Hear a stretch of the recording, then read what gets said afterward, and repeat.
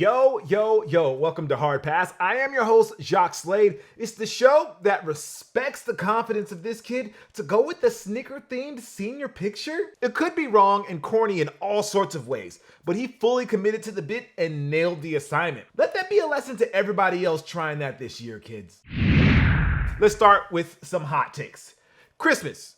It came early this year because Instagram CEO Adam Mosseri said that they were bringing back the chronological feeds early next year. Of course, it could all be BS because Mosseri said it while testifying before Congress, and we all know that those are performative dog and pony shows that often end with no change and just misleading headlines that make us believe these tech companies give a crap about us. But I'm willing to be the Ronin Hawkeye in this story, being given hope while crying in the rain in Japan while I take down hundreds of Yakuza. Man, that would make for a dope IG photo with like the right filter and sorry, I'm doing it again.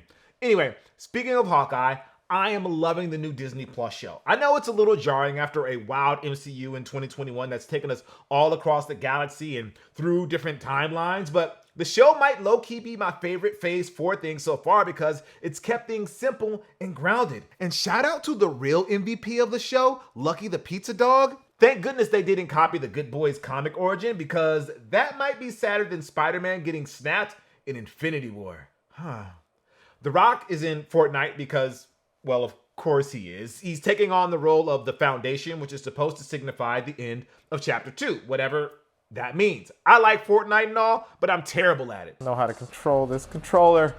I need the Xbox controller. Where's the part of the game where I shoot somebody? Can I get one of these cars? This game is not confusing at all. And I can't keep up with all the news. Of course, The Rock is hyping this up to the nth degree, like when he's trying to make Black Adam relevant, so I respect the hustle. I'm surprised The Rock wasn't in the game already, to be honest. At least now he'll get to play around with the video game versions of Marvel characters since, he can't do it for realsies. Now that the Air Jordan 11 Cool Gray is making its way through our social media feeds, not yet in chronological order, sadly, the anticipation for next year's Air Jordan 11 begins. Assuming we are not in supply chain misery, the hope is that we get the Air Jordan 11 Columbia Legend Blue to complete the recent run of OG colorways coming back. But it turns out we're getting the Legend Blues this year as adapts for $500.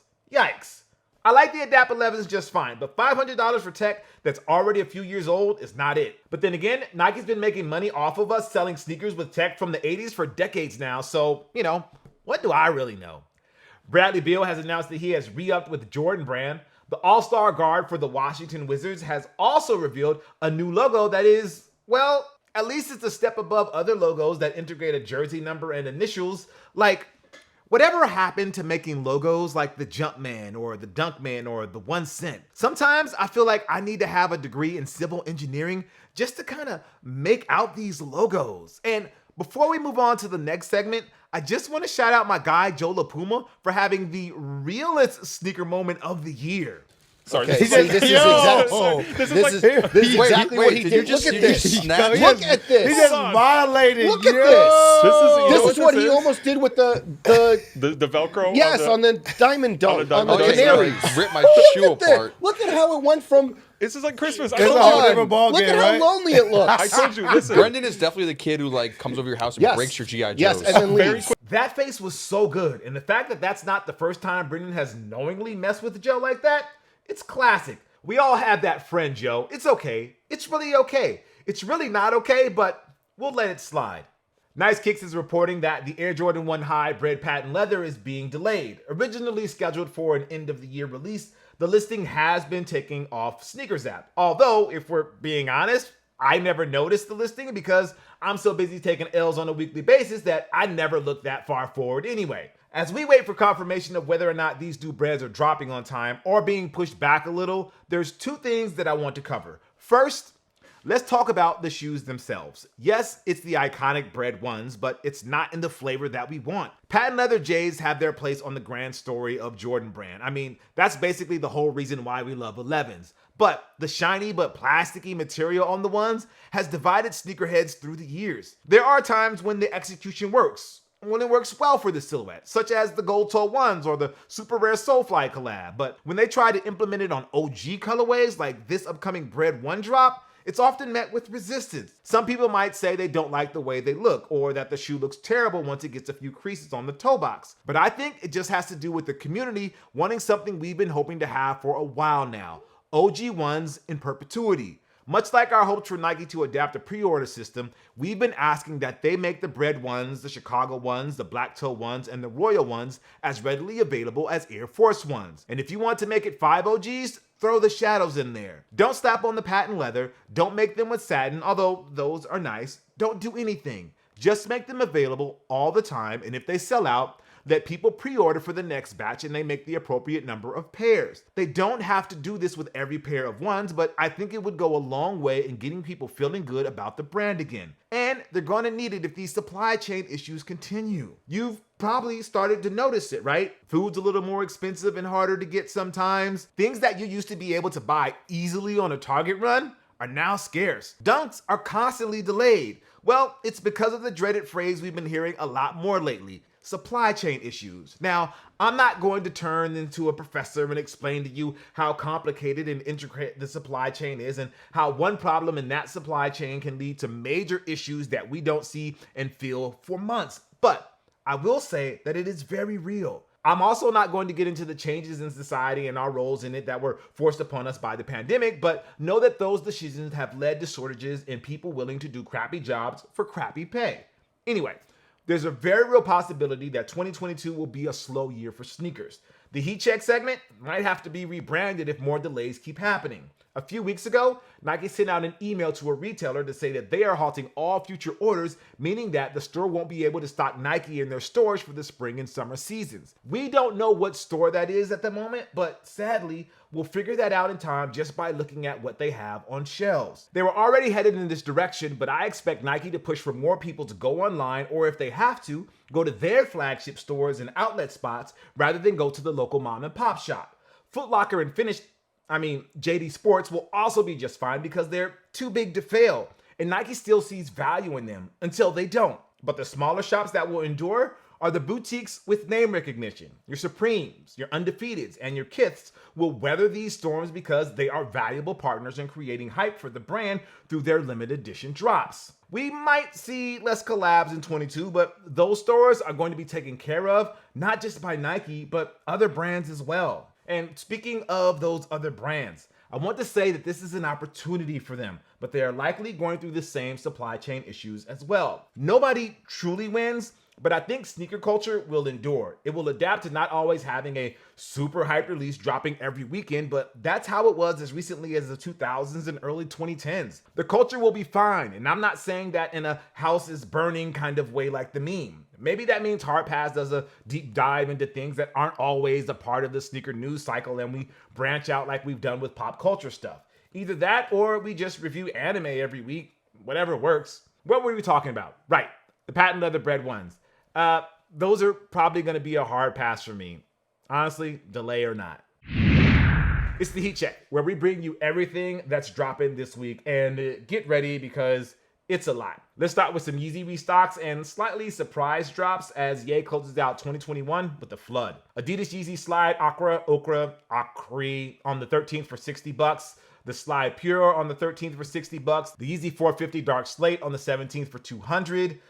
The 450 Resin on the 17th for $200 as well. The Yeezy Basketball Knit and Slate Blue on the 18th for $300. And I think that's a restock after a Yeezy supply drop that was a few weeks ago. All right, let's get into the non-Yeezy sort of stuff. We have the G-Dragon Nike Quando 1 on the 14th for $200. The Nike Air Force 1 Toasty on the 14th for $120. The Adidas D-Rose 1.5 Retro on the 15th. The Nike Dunk Low Iowa on the 16th for $100. The Stray Rats and New Balance 991 on the 17th for $250 each. And then the Under Armour Curry 1 Metallic Gold on the 18th for $130. We have the Puma MB-01 on the 16th for $125. So after months of teases and hype, LaMelo Ball's first signature shoe is finally... Wait. I just got word from Big Baller Brand that this is actually Ball's second signature shoe, first with Puma, because we remember the BBB Melo Ball 1, right? Anyways, we've seen the MB-01 compared to everything from Kyrie's to Skechers to everything in between, but this is now the real proving ground to see if Ball has the star power to sell his Sorry, again, second signature shoe. We have the Air Jordan 1 Element Gore-Tex on the 16th for $200. The ACG adjacent version of the Air Jordan 1 gets a new cleaner colorway that I don't think is going to hold up well to the elements. Oh, it's going to be great for the winter months in terms of durability. What I'm saying is that these are dirt traps and I might need a few cleaning sessions. We have the Adidas Dame 8 on the 17th. So the next Damian Lillard signature shoe is here, and while I would never wish ill on my brothers and sisters in the PDX, I think those Dame 8s would look good in Laker purple and gold. I'm just saying, Portland, things aren't looking so good there, and we can trade you Kyle Kuz. Oh, wait, we already traded Kuz. Man, who knew those trade our bench guys for superstar jokes won't land as hard now that Kuz is gone and we miss KCP and Caruso? Anyway, we have the Adidas Yeezy 350 V2 Beluga Reflective on the 18th for $220. Mildly hot take, the debut Beluga colorway of the 350 V2s was the best colorway they've ever made, and they've been chasing that dragon ever since. The reflective version is an interesting addition, and I might be tempted to buy a pair, so if you know somebody who knows yay, hook it up. We have the Air Jordan 1 High Craft on the 18th for $170. Look, calling them craft mean the quality on these has to be off the charts, right? But I think they're talking more about the color choices that they made and the materials that were applied. It's got that unique and unconventional appeal that we found with the Biohack Jordan 1 that dropped last year. And then for our pick of the week, it's the Nike LeBron 19 uniform hook and the white and Dutch blue on the 18th for $200 each. It took a while because we've been looking at pictures of these since the summertime as part of the rollout for Space Jam: A New Legacy, but the new LeBrons are here and it has gotten plenty of buzz in the sneaker world, and not all of it has been good. Personally, I think these will age well as we get further away from 2021. In time, A New Legacy will become a beloved kids movie the same way the original Space Jam became a classic to 90s kids. And before you jump in the comments to say, A New Legacy sucks and LeBron sucks, this ain't about you. All right, and now for a heat check on Jason Tatum, signature shoe athlete. On an episode of the Knuckleheads podcast, Jason Tatum revealed that his first signature shoe was on the way. My man's own signature shoe, because it's definitely that time. I can't tell you exactly when, but it's on the way. It's not the platform that you would expect someone to break news like that, but Quentin Richardson and Darius Miles are Jordan Brand guys from way back, so maybe it's not that shocking at all. But between the news that Tatum is getting a signature shoe and Zion is already one signature shoe in, and we all know that Luka Doncic getting his own kicks is Thanos level inevitable, the chatter that Jordan Brand was stepping back from the signature shoe game, aside from the flagship Air Jordan model, was, well, premature. Like, it wouldn't have shocked me if Jordan Brand had stopped making signature shoes after Russell Westbrook was done. Carmelo Anthony's line, I think it's been discontinued for like 5 years now, and Chris Paul has been in Jordan CP313 limbo for parts of 3 seasons now. Man, are we ever going to get a retail release for arguably Chris's best signature shoe? Bizarre. Anyways, at only 23 years of age, Tatum is a 2-time NBA All-Star, an Olympic gold medalist, plays for one of the most iconic franchises in the league, and has a classic highlight already in the form of his dunk over LeBron James in the Eastern Conference Finals a few years back. He was a Nike guy during his first few years, debuting the Nike Adaptive BB along with Luka. At the time, I thought it was going to be a matter of when he was going to get a Nike signature shoe, but then he moved to Jordan Brand in the summer of 2019 as part of a big push by the brand to have younger stars representing the Jumpman. With Luka and Zion joining around the same time, it felt like the focus was on having them wearing the Air Jordan 34 instead of branching out on their own with signature shoes.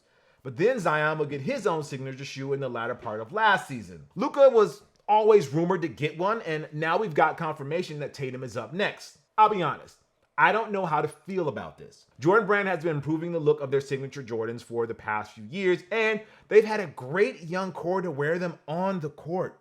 To have all three move on to their own signature shoes seems a little rushed, but at the same time, I can't blame them for wanting to have their own kicks while still getting those care packages full of retros, because we haven't even seen a hint or a teaser of Tatum's signature shoe, and it could be a ways away. Or it could be the shoe that debuts the day after we post this show. Who knows? The whole segment on this podcast could have all been planned, and we might see them by All-Star Weekend in February. It's all part of the plan, man. And if part of that plan includes Tatum wearing Laker jerseys for more than a photo shoot, I think I'll be on board.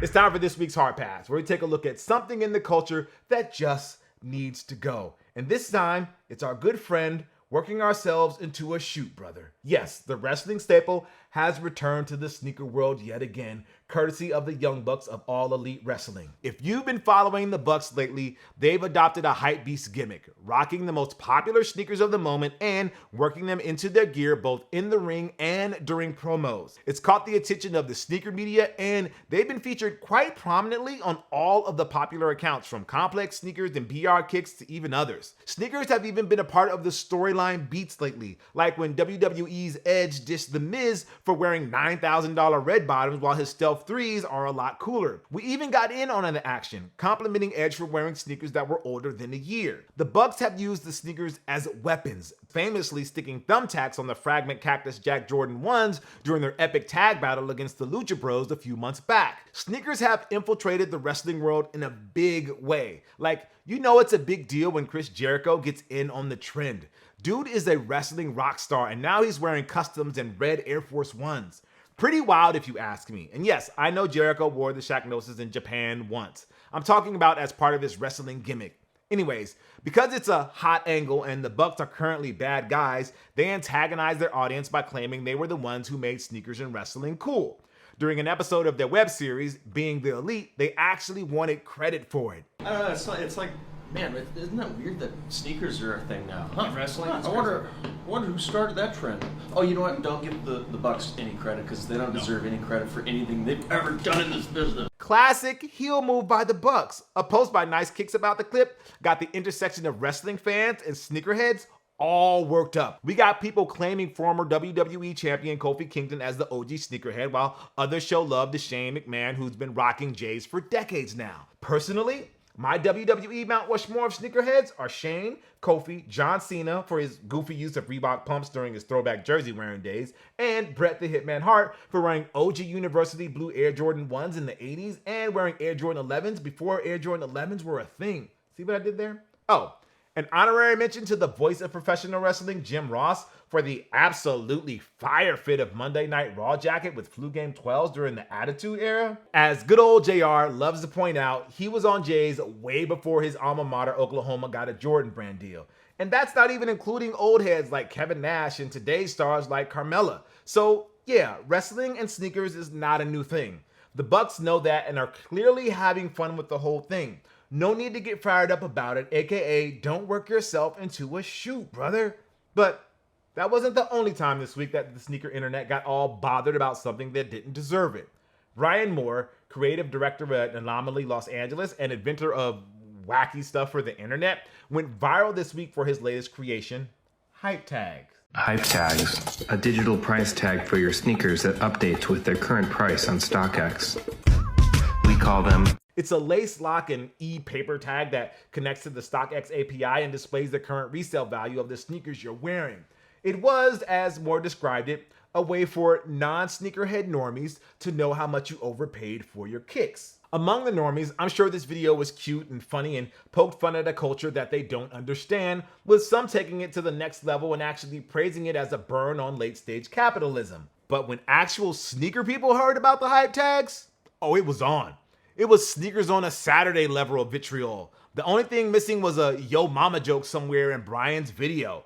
Honestly, I didn't think too much of the whole thing. It was yet another subtle but ultimately harmless jab at our culture and the branch of it that loves to do anything but be subtle. But the old heads got worked, man, saying this ain't it and saying this was another example of sneaker gentrification and anyone who wears this was just asking to get beat down and robbed. Okay, let's break these comments down.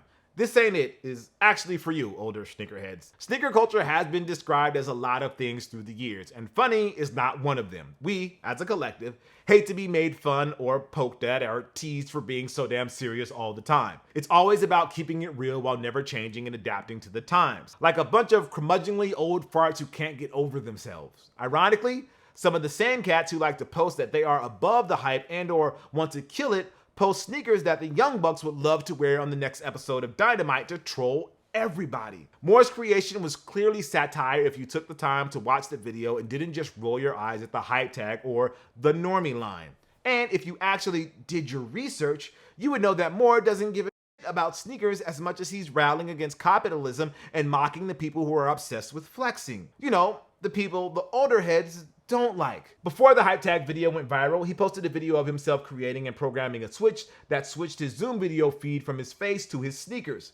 The joke was right there, like a gift for you on a silver platter, and you let it fly over your head, which is actually kind of hard to do since it would take a really strong wind for a silver platter to literally fly. Anyways, then there's the take that this is an example of sneaker gentrification. Like, what? If anything, this video was making fun of those who co-opted sneaker culture. It's those folks. It was never about the shoes as much as they claimed to be about this life, but what the shoes could do for their clout chase. And what better way to point out their hypocrisy by having an actual, real-time physical representation of that? It is exposing them for who they actually are. And finally, anybody who's wearing this is asking to get robbed. See, this might be the most problematic statement of them all because it's one step away from justifying someone to be attacked or abused simply because of what they are wearing. Think about that statement if this was in a different context and get back to me about how dangerous that line of thinking is. Nobody, and I mean nobody, should ever feel threatened or endangered just because of something they wear. Maybe shamed because it's in poor taste or designed to incite violent reactions, sure. But if you're on Melrose and you see somebody with this hype tag and your first instinct is to throw hands, I'll let this MJ gif do the talking. And everybody else that's like, yeah, I get that it's a joke, but you know somebody watched that and thought it's a good idea and will either pay Brian to make another one or make it themselves. My first response is, wow, that's a kid with enough tech savvy to build something like that? My second response, it ain't about you.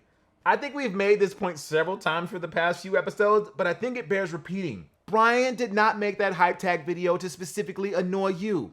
And if this is the worst thing ever, I really suggest getting out of the house more. In other words, don't work yourself into a shoot, brother. Again. And that's going to do it for the show. I want to say thank you guys for watching Hard Pass. I am Jacques Slade. I'll see you next week, but not before I show you my next career, shooting video for snowboarders.